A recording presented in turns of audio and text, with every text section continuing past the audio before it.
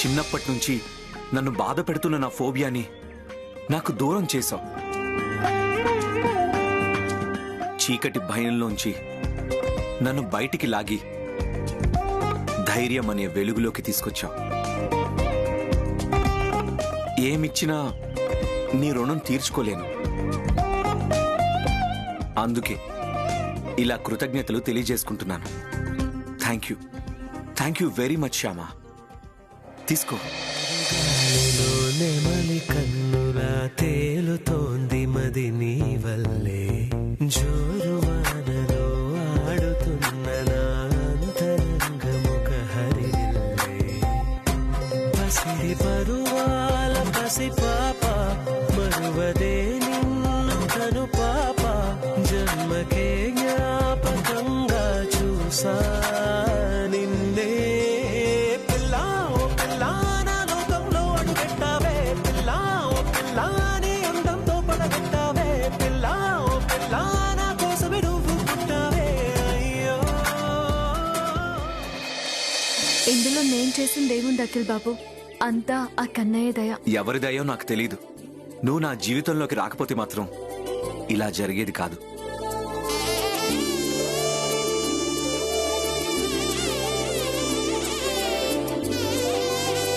నన్ను మీ జీవితంలోకి తీసుకుని వచ్చిందే ఆ కన్నయ్య కదా. మీకున్న ఆ భయం పోగొట్టడం కోసమే నన్ను మీ జీవితంలోకి పంపాడు ఆ కన్నయ్య. అవును శ్యామ, నా కోసమే నిన్ను పంపాడు.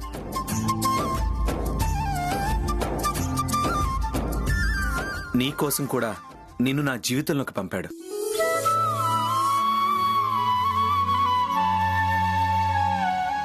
నా కోసమా? అవును, నీ విషయంలో నాకు కొన్ని ఆశలున్నాయి. ఆ ఆశలు తీరితే నీకు సంతోషంగా ఉంటుంది. అందుకే నీకోసం నిన్ను నా జీవితంలోకి పంపించాడేమో అని అన్నాను. నిన్ను బాగా చదివించాలి, నీ కాళ్ల మీద నువ్వు నిలబడేలా చెయ్యాలి. ఎదుటి వాళ్ళు నీకు ఎన్ని కష్టాలు కలిగించినా ఎదుర్కొనే శక్తి నీకు రావాలి. ఇలా నాకు చాలా ఆశలున్నాయి. ఆ ఆశలన్నీ తీరాలి. తీరుతాయి, ఖచ్చితంగా తీరుతాయి. అఖిల్ బాబు, మీకు చీకటి భయం పోయిందన్న విషయం వెంటనే అత్తయ్య గారితో చెప్పాలి. అవును శ్యామ, చెప్పాలి.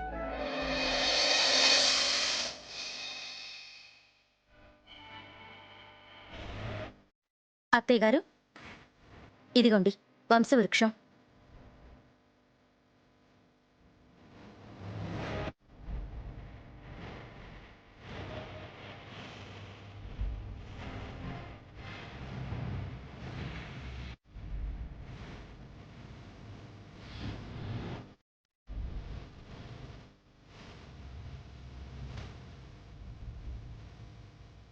ఐశ్వర్య తిరిగొస్తే కాని ఈ వంశవృక్షానికి నిండు ధనం రాదు. వస్తుంది అత్తయ్య, ఐశ్వర్య తప్పకుండా వస్తుంది. శ్యామ వాళ్ళు ఖచ్చితంగా తీసుకొస్తారు.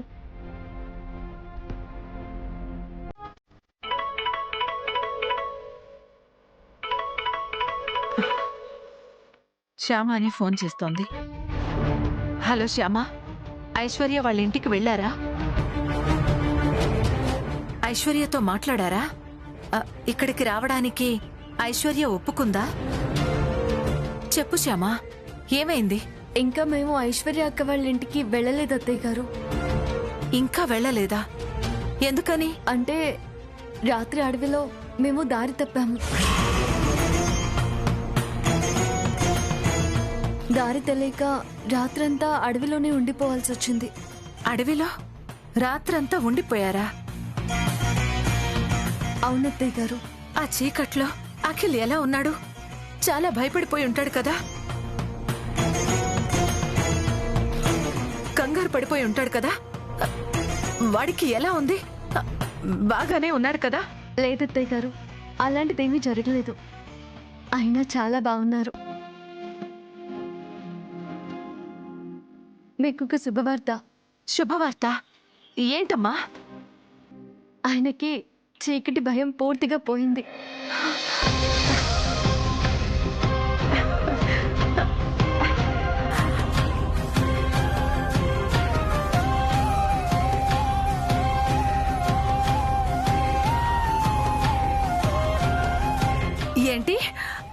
అఖిల్ బాబుకి చీకటి భయం పోయిందా? అవునత్తయ్య గారు. మీ వారికున్న చీకటి భయం మరిచిపోయేలా పెద్ద భయంకరమైన సంఘటన ఒకటి జరగాలి. ఆ సంఘటనలో తన వాళ్ళకి ఏదో జరుగుతుందని తను భయపడిపోవాలి.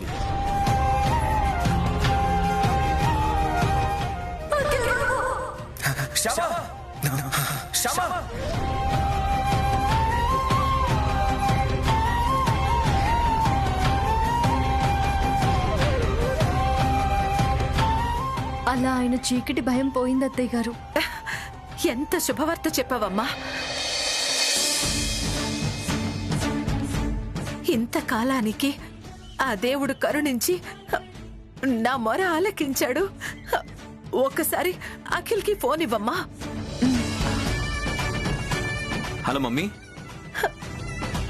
సంతోషం నాన్న, చాలా సంతోషం.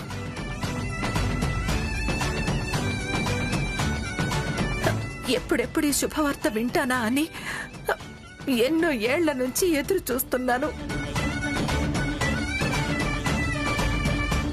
ఇంతకాలానికి ఆ మాట వినగలిగాను.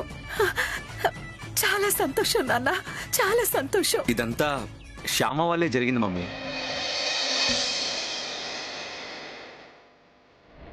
ఇంతకాలం చీకటికి భయపడి కళ్ళు మూసుకునేవాణ్ణి.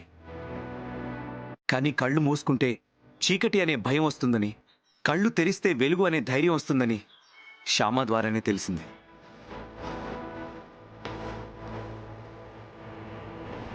నాకున్న ఈ భయాన్ని ధైర్యంగా మార్చింది శ్యామ. అవునన్నా, శ్యామ లేకపోతే ఇలా జరిగేదే కాదు. శ్యామ నా కోడలవడం నిజంగా నిజంగా నా అదృష్టం నాన్న.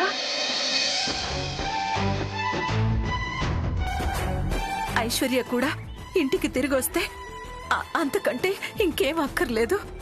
వస్తుంది మమ్మీ. ఐశ్వర్య వదిన తప్పకుండా తిరిగి వస్తుంది. మేం తీసుకొస్తాం కదా, నువ్వు నిశ్చింతగా ఉండు. అలాగే నాన్న, ఉంటాను. Okay mummy, bye.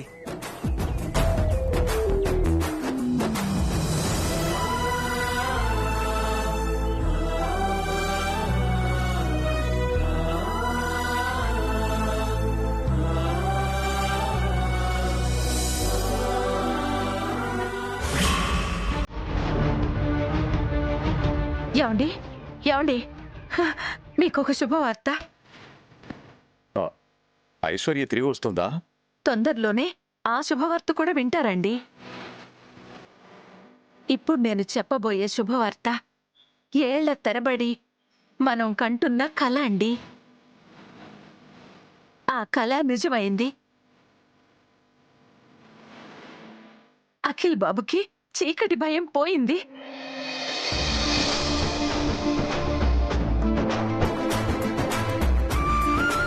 పోయిందా?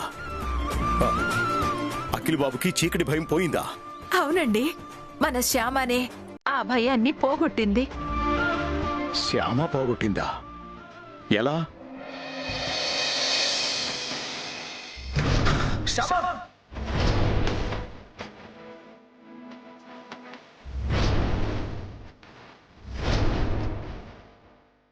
అలా చీకటి భయం పోయిందండి.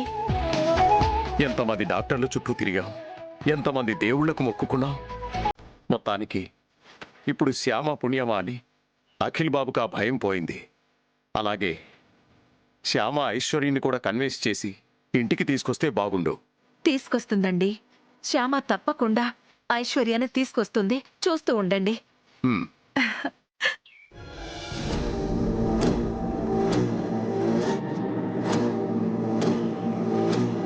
మన గెస్ట్ హౌస్ లో ఒక సెటప్ పెట్టుకొని కొలుకుతున్నాడు మీ సుపుత్రుడు. Aishwarya Aishwarya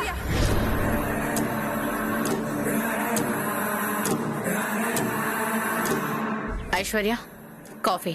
thank you mummy.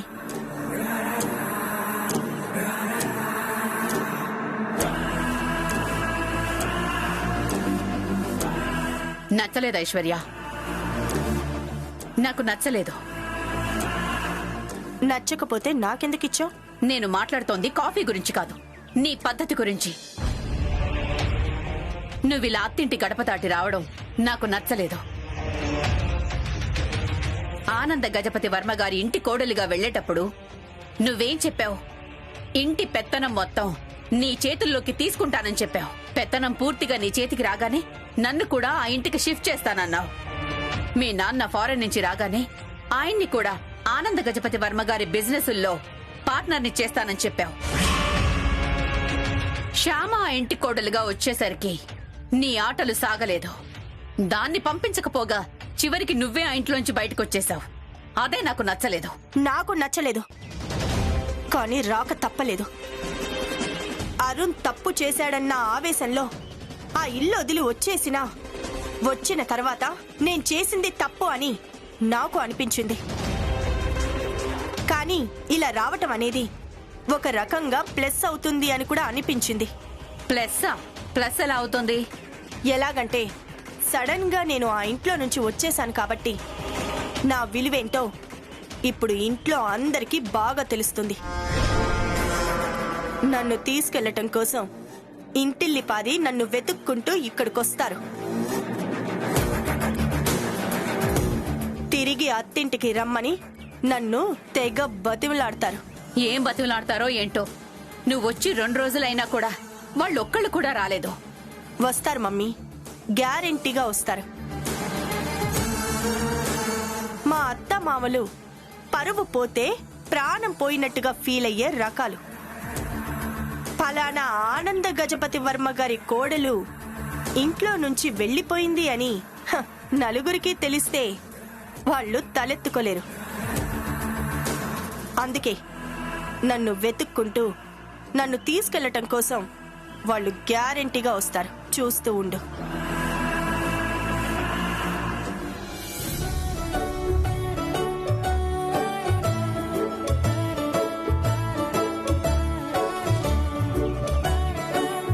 అయ్యో బాలు!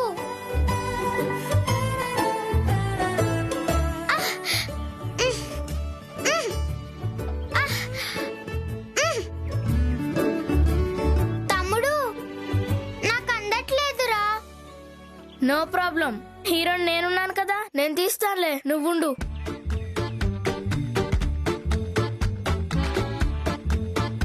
నాకు అందట్లేదు. అంటే నువ్వు హీరోవి కాదన్నమాట, జీరోవి. నన్ను జీరో అంటావా? ఆగు. ఆగు. ఆగు. ఓకే ఓకే, రేపు ఆఫీస్కి వస్తాను కదా, మాట్లాడదాం. ఉంటాను. ఆగండి. నన్నే జీరో అంటావా? ఆగు. తాతయ్య నన్ను కొడుతున్నాడు. ఎందుకు కొడుతున్నావురా దాన్ని? నన్ను జీరో అంది. ఏంటి జీరో అన్నావా? ఎందుకన్నావు? పెద్ద హీరోలా బాల్ తీస్తానన్నాడు తాతయ్య, కానీ తీయలేకపోయాడు. అందుకే జీరో అన్నాను. తప్పమ్మా, అలా ఎవ్వరినీ జీరో అనకూడదు. ఇవాళ జీరో అన్న వాళ్ళే రేపు హీరోలు అవుతారు, తెలుసా? అవునా? అయితే ఇంకెప్పుడు అననులే తాతయ్య.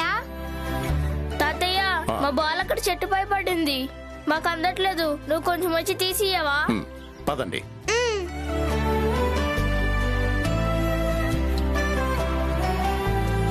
అదిగో తాతయ్య.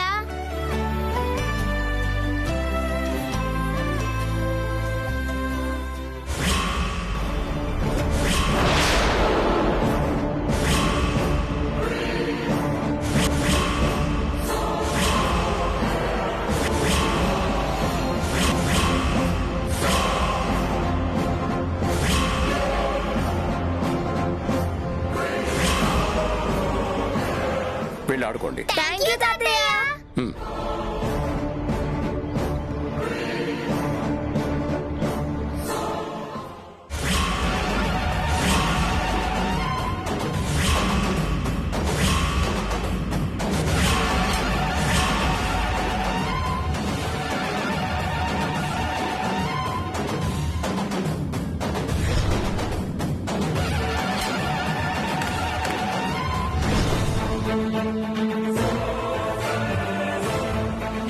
అక్కడెక్కడో పోయిన రికార్డర్ ఇక్కడికి ఎలా వచ్చింది?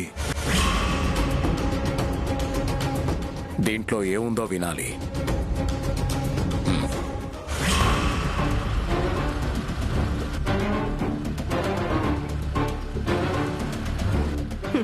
చెప్పానా?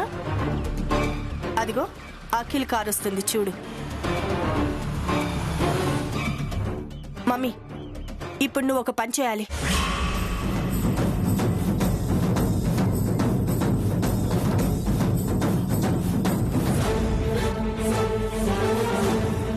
అలాగే నువ్వు వెళ్ళు.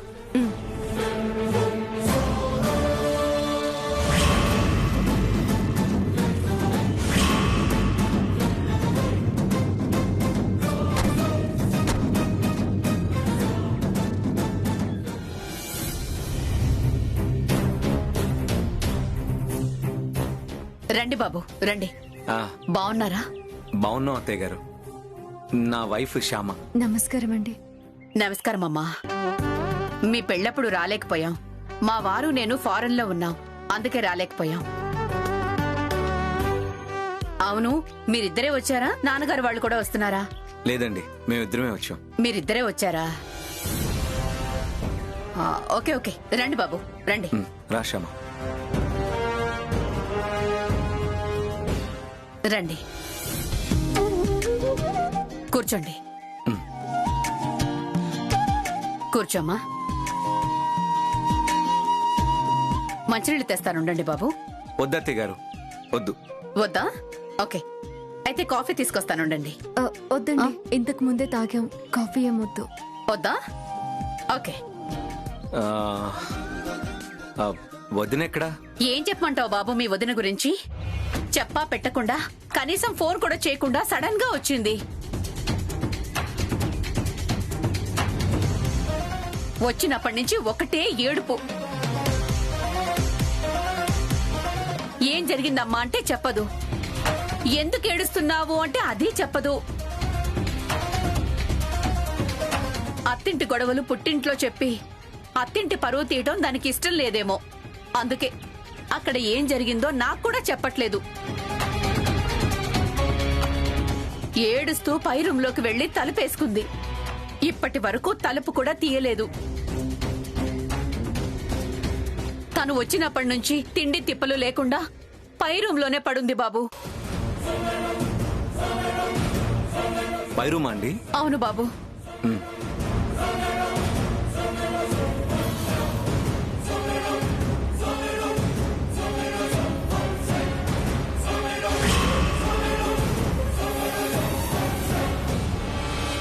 ఐశ్వర్య, అమ్మా ఐశ్వర్య, మీ మరిది గారు వాళ్ళు వచ్చారమ్మా, తలుపు తీయమ్మా. వాళ్ళెందుకు వస్తారు? వచ్చాం వదిన, నేను శ్యామ వచ్చాం. తలుపు తీయ వదిన. తీయను. ఎవరొచ్చినా సరే నేను తలుపు తీయను. ప్లీజ్ అక్క, దయచేసి అలా మాట్లాడకు. నీ పరిస్థితిని నేను అర్థం చేసుకోగలను. నీ మనసుకి ఎంత కష్టం కలిగితే నువ్విలా ప్రవర్తిస్తున్నావో కూడా నేను అర్థం చేసుకోగలనక్క. నీ స్థానంలో ఏ భార్య ఉన్నా కూడా ఇలాగే బాధపడుతుంది అక్క. కానీ నువ్వు అనుకుంటున్నట్టు అక్కడ ఏ తప్పు జరగలేదక్క. అవును వదిన, అక్కడ జరిగిన దాంట్లో అన్నయ్య తప్పేం లేదు. ఉండదు, మీ అన్నయ్య తప్పేమీ ఉండదు. తప్పంతా నాదే. అక్కడ మీ అమ్మ నాన్న వాళ్ళు జరిగిన దానిలో అరుణ్ తప్పేమీ లేదన్నట్టుగా వెనకేసుకొచ్చారు. ఇప్పుడు జరిగిన దాంట్లో మీ అన్నయ్య తప్పేమీ లేదన్నట్టుగా నువ్వెనకేసుకొస్తున్నావు. ఇలా తప్పులు చేయటం, తప్పు చేసిన వాళ్ళని వెనకేసుకురావటం మీ వంశానికున్న అలవాటు అనుకుంటా. వదినా, తప్పు మాట్లాడద్దు. వంశాల గురించి మాట్లాడొద్దు. మా వంశాల గురించి తప్పుగా మాట్లాడద్దు. అసలు మీతో మాట్లాడటమే వద్దు. వెళ్ళిపోండి, వెంటనే ఇక్కడి నుంచి వెళ్ళిపోండి. అక్క, నీకు దండం పెడతానక్క, ఒక్కసారి తలుపు తీ. దయచేసి నేను చెప్పేది వింటే. వినను,